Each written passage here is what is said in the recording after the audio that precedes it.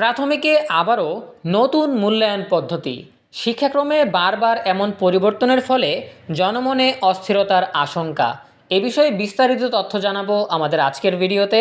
যারা এখনও আমাদের চ্যানেলটিকে সাবস্ক্রাইব করনি তারা এখনই সাবস্ক্রাইব করে রাখো, তাহলে পড়াশোনার সকল তথ্য এবং পরামর্শ সবার আগে পেয়ে যাবে। দেশের শিক্ষার্থীদের যেন গিনিপিগ অবস্থা থেকে মুক্তি নেই, বিশেষ করে প্রতিবারই ক্ষুদ্র শিক্ষার্থীদের যেন লক্ষ্যবস্তু। আওয়ামী লীগ সরকারের সময় নতুন কারিকুলাম শিক্ষার্থী ও অভিভাবকদের মাথা খেয়েছে। বর্তমান অন্তর্বর্তীকালীন সরকার আসার পর সিদ্ধান্ত অনুযায়ী 2027 সাল থেকে নতুন কারিকুলামে শিক্ষার্থীদের পড়ানো হবে, কিন্তু ঠিক আগের বছর হঠাৎ মূল্যায়ন পদ্ধতি ও মানবণ্টন আবারও পরিবর্তনের দ্বারপ্রান্তে জাতীয় শিক্ষাক্রম ও পাঠ্যপুস্তক বোর্ড এনসিটিবি প্রাথমিক ও গণশিক্ষা মন্ত্রণালয়ের নির্দেশে নতুন পদ্ধতি তৈরি করেছে। তারা যে প্রক্রিয়ার মূল্যায়ন করা হবে তাতে যেন বিতর্কিত আগের ধারায় ফিরে আনা হয়েছে। বছর বছর ক্ষুদে শিক্ষার্থীদের মূল্যায়ন ও মানবণ্টন নিয়ে হঠকারী সিদ্ধান্ত শিক্ষার্থী ও অভিভাবকদের মধ্যেও তীব্র ক্ষোভ সৃষ্টি করেছে। শিক্ষাবিদরা বলছেন, এমন সিদ্ধান্ত গ্রহণের আগে পর্যালোচনা করা উচিত, কিন্তু মন্ত্রণালয় পরামর্শক কমিটির সুপারিশকে অবজ্ঞা করে চলছে। জাতীয় নির্বাচনের আগে এমন সিদ্ধান্ত শিক্ষাক্ষেত্রে অস্থিরতা তৈরি করতে পারে। সংশ্লিষ্টরা বলছেন, এবছরের পাঠদানের ক্ষেত্রে জাতীয় নির্বাচন ও রোজার কারণে 2 মাস পাঠদান কার্যক্রম বন্ধ থাকবে। এরই মধ্যে প্রাথমিক ও গণশিক্ষা মন্ত্রণালয়ের প্রাথমিকের নতুন পদ্ধতি চালু করার সিদ্ধান্ত গ্রহণ করতে যাচ্ছে।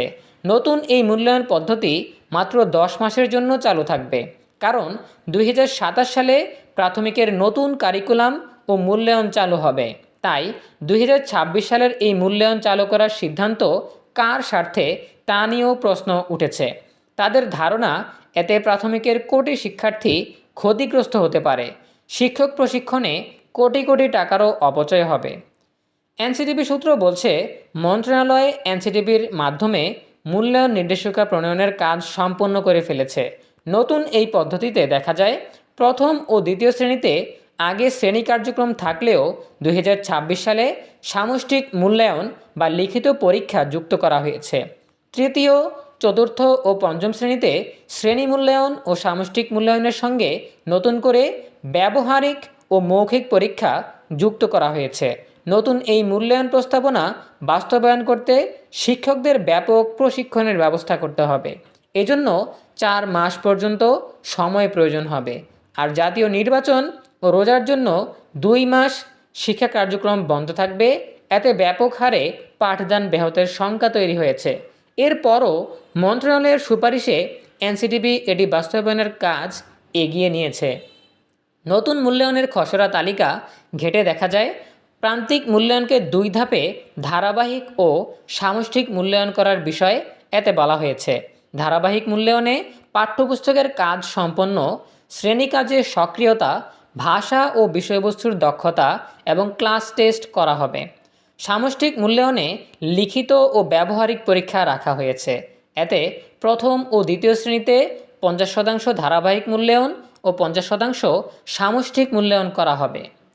তৃতীয়, চতুর্থ এবং পঞ্চম শ্রেণীতে 30% ধারাবাহিক মূল্যায়ন ও 70% সামষ্টিক মূল্যায়ন করতে বলা হয়েছে। প্রথম ও দ্বিতীয় শ্রেণীতে বাংলা, ইংরেজি ও গণিত বিষয়ে যথাক্রমে লিখিত 35, 30 ও 40 নম্বর এবং ব্যবহারিক পরীক্ষা হিসাবে 15, 20 ও 10 নম্বর রাখা হয়েছে। এই 3 বিষয়ে 2 ঘন্টা লিখিত পরীক্ষা ও 2 ঘন্টা মৌখিক ও ব্যবহারিক পরীক্ষা নেওয়ারও পরিকল্পনা রয়েছে গণশিক্ষা মন্ত্রণালয়ের। শিক্ষাবিদরা বলছেন, প্রাথমিকের প্রথম ও দ্বিতীয় শ্রেণীর শিক্ষার্থীদের একটি বিষয়ের জন্য 4 ঘন্টার পরীক্ষা নেওয়া মানে শিক্ষার্থীদের মনের উপর তীব্র চাপ তৈরি করা। আরও সহজে মূল্যায়নের সুযোগ রয়েছে, কিন্তু কেন এমন জটিল ব্যবস্থা করা হচ্ছে, এর পেছনে কার স্বার্থ রয়েছে তা নিয়ে সন্দেহ থেকেই যাচ্ছে। অভিভাবকরা জানান, শেখ হাসিনার শাসনামলে দীপুমনি ও নফেলের নতুন কারিকুলামের মতোই এটি করা হচ্ছে, কিন্তু মাত্র 10 মাসের জন্য এই মূল্যায়নের অর্থ কী? এ নিয়ে শিক্ষক ও অভিভাবকদের মধ্যে তীব্র অসন্তোষ ও বিরূপ প্রতিক্রিয়া তৈরি হবে। ফলে প্রাথমিকের পাঠদান ব্যাহত হতে পারে। নাম প্রকাশ না করার শর্তে একাধিক শিক্ষক নেতা জানান, এই মূল্যায়ন শিক্ষার্থী বান্ধব নয়। শিক্ষকদের ব্যস্ত রাখতেই এমন উদ্যোগ নেওয়া হয়েছে। এতে পাঠদানে নেতিবাচক প্রভাব পড়তে পারে। তারা জানান, 2026 শিক্ষাবর্ষে পাঠদান সময়সীমা অনুযায়ী গতবারের মূল্যায়ন নির্দেশিকায় অনুসরণ করা উচিত হবে। 2027 সাল থেকে নতুন কারিকুলামে নতুন মূল্যায়ন চালু করলে তা টেকসই হবে। আর শিক্ষকদের প্রশিক্ষণ প্রদান করে পাঠদানের জন্য প্রস্তুত করাও সম্ভব হবে। একাধিক শিক্ষক জানান, মাত্র 6 মাসের জন্য চালু করা মূল্যায়নের কারণে শিক্ষকদের ব্যাপক হারে প্রশিক্ষণ দিতে হবে। এতে বিপুল অর্থের অপচয় হওয়ার সম্ভাবনাও রয়েছে। নির্বাচনের আগে এই ধরনের সিদ্ধান্ত পাঠদান কার্যক্রম ব্যাপকভাবে বাধাগ্রস্ত ও অভিভাবকদের আন্দোলনমুখী করতে পারে। প্রাথমিক ও গণশিক্ষা মন্ত্রণালয়কে এ বিষয়ে ভেবে দেখা উচিত। নতুন ধারাবাহিক মূল্যায়নের নম্বর বন্টন নির্দেশিকায় দেখা যায়, প্রথম ও দ্বিতীয় শ্রেণীর জন্য পাঠ্যপুস্তক ও শিক্ষক সহায়িকার কাজ সম্পন্ন করার জন্য বাংলা, ইংরেজি ও গণিতে 20 নম্বর রাখা হয়েছে। শ্রেণী কাজে সক্রিয়তার জন্য আরও 5 নম্বর পাবে শিক্ষার্থীরা। ভাষাগত দক্ষতায় 10 নম্বর, ক্লাস টেস্টে 15 নম্বর রয়েছে।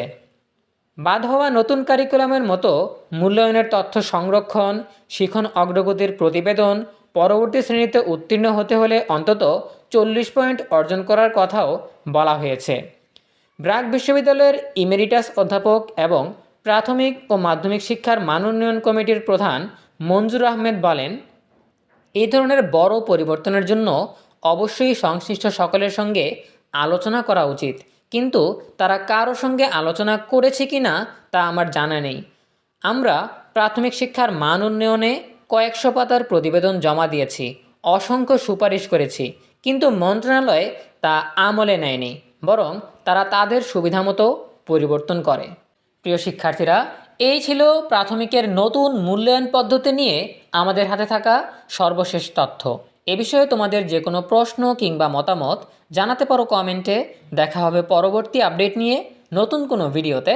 সেই পর্যন্ত তোমরা সবাই ভালো থাকো, সুস্থ থাকো, নিরাপদে থাকো এবং সবসময় ইএনইউবি চ্যানেলের সাথেই থাকো।